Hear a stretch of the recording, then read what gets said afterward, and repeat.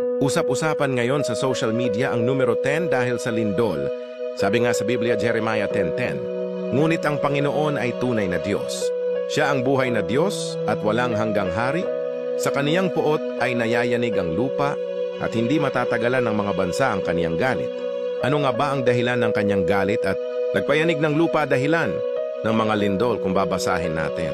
Nang buo ang Jeremiah Kapitulo 10 at sa versikulo 3 hanggang 5 ganito ang nakasabi, ang dinidiyos nila'y hindi maaasahan.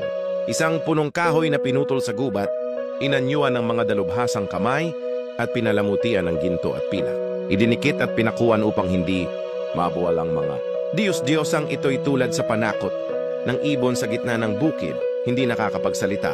Pinapasan pa sila sapagkat hindi nakakalakad. Huwag kayong matakot sa kanila sapagkat hindi sila makakagawa ng masama at wala ring magagawang mabuti.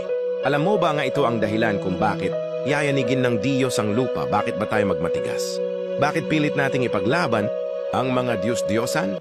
Kung ito ay kalaban naman sa tunay at buhay na Diyos. Ito po sabi sa Juan 4:23-24, subalit dumarating na ang panahon at ngayon na nga na ang mga tunay na sumasamba sa Ama ay sasamba sa Kanya sa Espiritu at sa katotohanan. Sapagkat ganyan ang uri ng pagsambang kinalulugdan ng Ama. Ang Diyos ay Espiritu, kaya dapat siyang sambahin sa Espiritu at sa katotohanan. Yan, ang tunay na pagsamba nga hinahanap ng ating Panginoong Jesus Christ. God bless po.